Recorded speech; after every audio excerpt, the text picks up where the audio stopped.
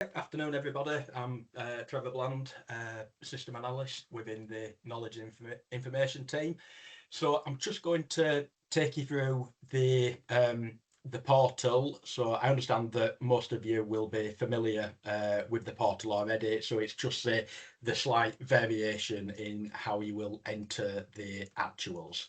So I'll just share my screen.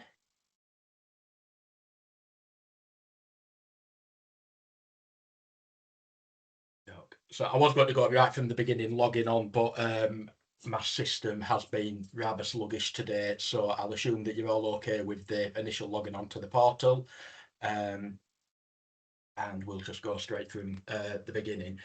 So can you all see the screen okay? Yeah. Yep. Fantastic. Okay, so we're on the portal landing page. So you would initially go to the actuals. And within here, you will see your service and the services that your organisation provides. So you would select the applicable service. Once you've done that, you've got your calendar and you would use that to navigate to the week that your submission relates to. So I'm on a test system, so I need to go back a little bit. I'm going back to September 22. And then you would select the week that the submission relates to. So once you're on this screen, you will see all of the people detailed to receive the services. If you scroll down to the bottom, you will have a couple of buttons, confirm actuals and generate actuals. It's good practice to always select generate actuals to ensure that you're capturing the most up-to-date information because it is a live system. So there are two ways in which you can make amendments to the actuals. So the first one that I will show you is manually amending the actuals, and you would do that from within this page. You would go to the individual that you needed to make any amendment to. So we'll use this top one, for example, and towards the right-hand side, you've got the add/edit button. So if you click on that, and that will open that service for that individual. So on here, you've got a number of boxes. Again, I'm working on the basis that you're familiar with this. So the first one is the actuals. So this is the actual number of sessions that are planned. You've then got the service level detailing what it is. So this is a daycare flexible half day. You've then got PL, so that is planned. So that is what the planned service is. So 3 sessions. You've then got these boxes, FRSTD, that stands for frustrated. MSD is missed. XTR is extra. And VST is visit. You've then got some information on the total cost. So it's detailing what the cost of the sessions are. So in this instance, it's £30 per session, and we've got 3 sessions, so it's £90. And finally, at the end, you've got the comments section. If you are making any amendments to the claim, so if you're claiming anything other than the normal expected planned service, we require you to put a comment to detail what's happened. The only boxes that you should be making any amendments to on this screen would be the actuals, potentially the frustrated, and potentially the missed. You should not be entering anything in the extra, and you don't need to change anything on the visit, regardless of what's happened, whether the person's had all of the service, some of the service, or no service at all. You can completely disregard the visit box. If a person has not received the service, yet you still require payment for the planned service, we need you to record that in a particular way. So in this example, we will suggest that this person didn't attend at all, so they didn't go to any of the sessions within that week, but you still require payment. So we'll say that they were on holiday. To record that, you would need to amend the figure in the actual you would need to change it to 0 because the person didn't attend any session. In the frustrated, you would need to put the figure for the service that you still require payment for. And at the end, because we're doing something different to what's planned, we would need some kind of comment. So we'll say that this person was on holiday. We then click on save. And you see the background colour has changed to a grey colour. By inputting in this way, it will ensure that the person who receives the services will not be charged for the services. However, you will still be paid for the service. So we can see here under the total cost, it's still showing the £90 that would be paid, even though we're saying no actuals were provided, because you're claiming it as frustrated. So we'll just click on back. You can see that there is a little yellow triangle next to it. That is called an exception. These can be triggered for various reasons, and if you hover over it, it's saying the actual has one or more exceptions and that you can click to view the details. So if you just click on the little triangle, and it's saying that this exception is because plan not met the actual. So it's basically it's flagging up that we're not charging the client. We know that the service wasn't provided, but I assure you that you'd still be getting paid because you've entered it as a frustrated. We'll do another example. So we'll do the next person down and click on the add/edit. And again, it opens the information according to what was planned. So the only different thing that you would do rather than claiming frustrated would be if the person is no longer having services. So if their placement has been cancelled and we know that they're no longer having the service, but they are still appearing on the system because the service line has not yet been ended on the council's contract management system, you would need to record it as a missed.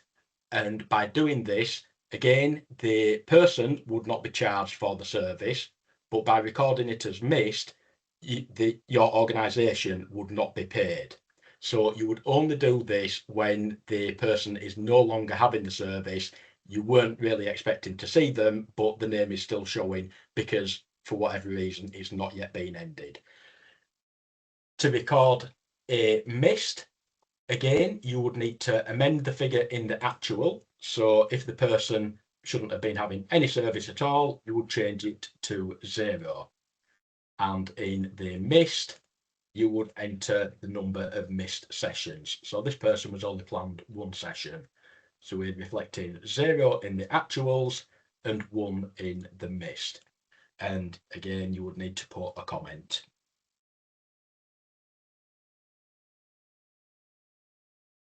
Assessment cancelled in August. Click on save. You see this time the background colour has changed to red, and that is because less than the planned service is showing as being claimed. Click on back.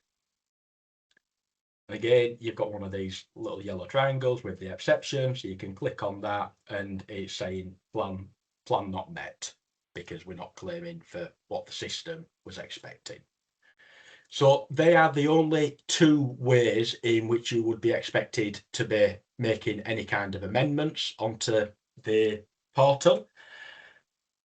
I will just show you just for your knowledge and for completeness. We'll use this third person. So click on the add/edit. I mentioned before under the extra column, you should not be putting anything in there. I'll just show you what will happen if you were to enter anything in there. So we'll say, for example, well, in this example, this person is planned for 5 sessions. It could be that you know that the package of care had been increased and you are actually providing more than what the system's reflecting at the moment. In those instances, we would still ask that you do not claim any extra because it will have implications on the payment side of things. So you just follow the normal procedure for when somebody's plan needs to be changed. So this actual is showing as 5, so we'll change it to 6 and we'll put 1 in the extra and we'll put a comment.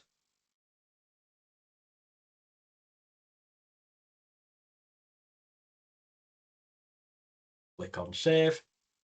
This time the background colour has changed to green because more than the expected plan service is being claimed for. Just go back. And again, we've got one of these yellow triangles. So if we click on it, so this exception is advising that the plan exceeded for the week. So more than the plan service is being claimed for. What is important to note is as and when that particular exception is triggered, it will automatically suspend the entire payment for that individual. So it would stop the payment for the normal plan service and any extra that's been claimed for. So it's really important that you do not do any extras on there because it'll just impact and cause delays with the payment. So once you've made all of the amendments, you would scroll down to the bottom, click on Confirm Actuals. So you've now made the amendments, and the final thing that you would need to do is go into Scheduled Payments. If necessary, you would need to change the financial year. So because I'm on this test system, I'm going back to 2022, and then you would select the applicable contract. And in here, the top hyperlink would be the most recent week that you're working on. So this is the one, so the 5th of September. So if you click onto that, and then that'll give you an overview as to what the system is expecting to pay. And we'll see that this page, or this section is split. So we've got a payable tab. So this is what the system is expecting to be paying. And we've also got a non-payable tab. So if we just click on there, we'll see that we've got an amount that is currently non-payable. This is the one that we've just done where we've claimed the extra. So the system is automatically pulling the entire expected payment for that individual out. Shouldn't make any difference to you because you won't be entering anything into the extra. So you, in theory, should never see anything in this non-payable section. At the top, you've also got the payable figure and the non-payable figure. So once you've made all of the amendments and you're happy with everything and you're wanting that submission to go through, at the bottom, you've got this confirm/reject button. So if you click onto that, and then it will open a comments box so you can add any applicable comments in there.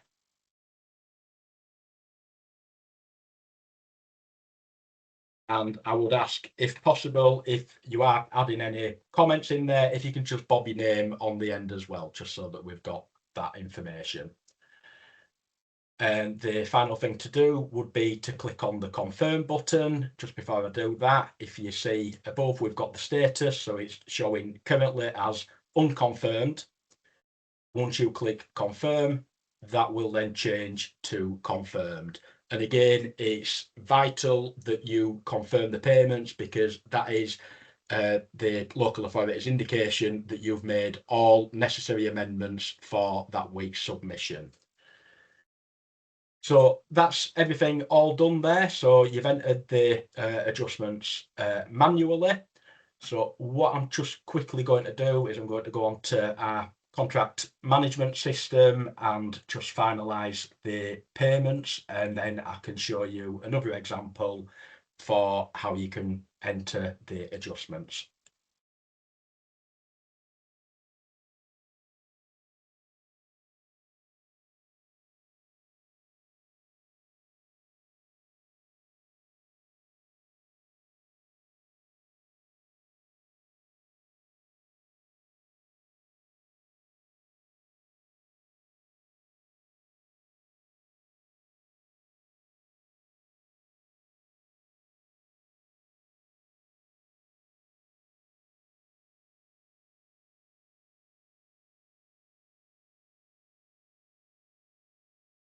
so that's that all done.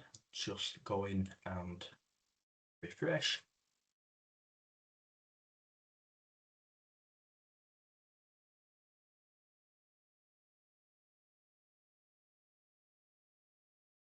Okay, so we'll go through the second way in which the amendments can be made. So again, you would go into the actuals, go to the service, and navigate to the week that you are working on. So we've just done the 5th, so I think we're now on the 12th. Yep. Okay, so we're back on the page that we were on previously. If you scroll down, you'll see we've got this section down the left-hand side for bulk import / export. So you can make amendments using a CSV file. To do that, you would click on the actuals bulk export. And that will take you to this page where it will ask you to enter the start date. So that will be the week that you're working on, so the 12th to the 18th. And then click on export. Then open the CSV file.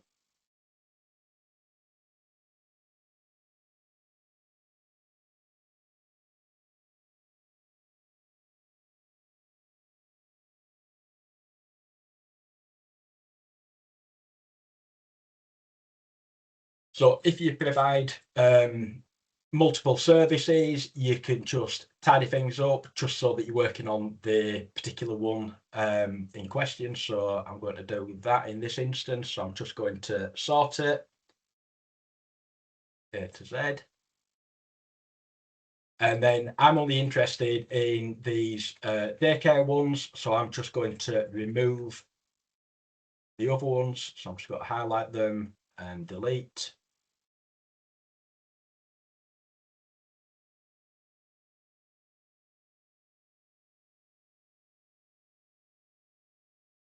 Delete.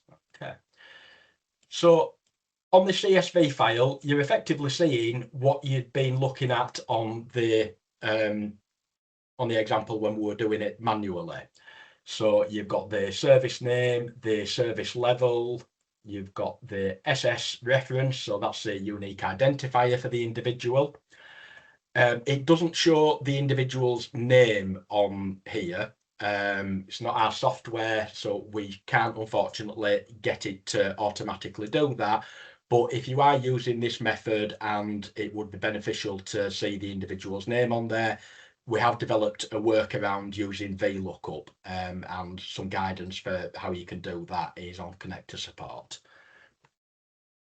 You've got the date that the week relates to, and then you've got a few columns here for timetabled. You won't have any timetable service, so I'm just going to highlight those and then hide them just so that we're looking at the bits that are relevant. You've then got the weekly actual quantity, the frustrated, missed, extras, weekly number of visits, and any comments. So if you're making amendments in this method, the principle is the same. So if you know that somebody didn't receive the service, but you still require payment, you would need to amend the figure in the actual. So we'll use this top one and we'll say that this person didn't receive any service within the week. So they were planned 1, so we will put 0, but you still require payment. So you would change the frustrated to show the 1. So the individual won't be getting charged, but you will still be getting paid for that planned service. And as always, because you're making a difference to what you're claiming, we require a comment.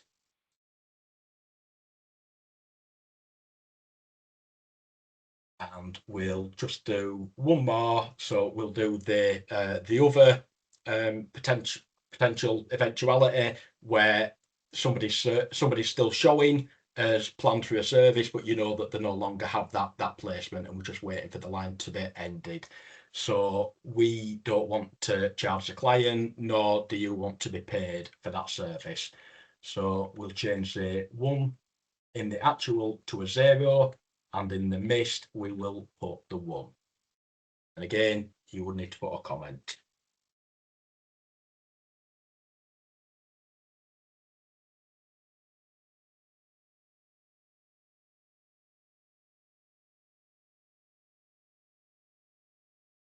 So once you've made all the amendments, you can just save the file to a location of your choice.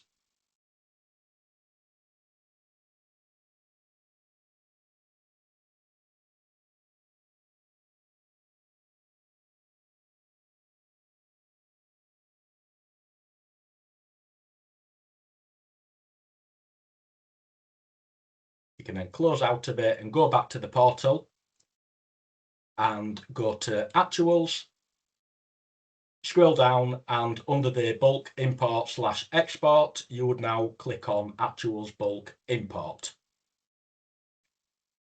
That will take you to this page where you can click on to choose the file.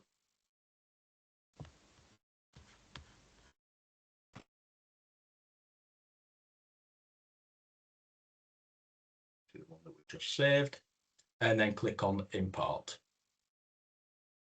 I'll take you to this page where it's giving you some details, and if there were any issues with it, if there was anything that it wasn't liking, any errors and warnings, it would detail that at the bottom. It's very unusual that you would get anything to say that there's any kind of issue with it. The likelihood is, if it's anything like that, it might be where you've typed a word where it should be a numerical field, and it'd detail what the issue was, and it'd even detail what line the error was on. So it's nice and easy to go back to and make any amendments. Once you're happy with everything, you can just click on Update System. You'll get a message saying import complete, and then you can go back to the actuals and you can have a look and you'll see the amendments.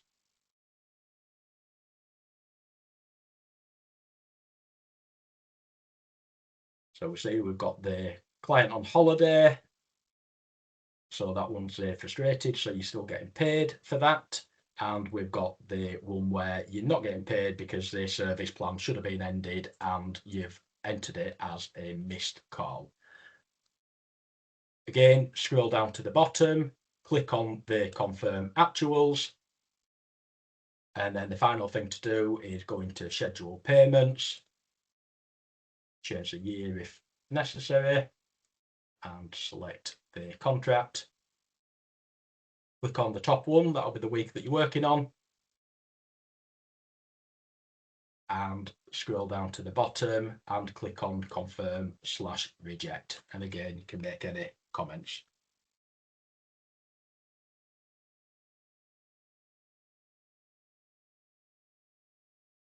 And then click on confirm, and we'll see the status has changed to confirm. So they're the different ways that you can enter the actuals on the portal. So you've got your manual or the exporting on the CSV file. So we do have the guidance on connector support that you can refer to, and it's got written and video guidance. So hopefully that's all okay.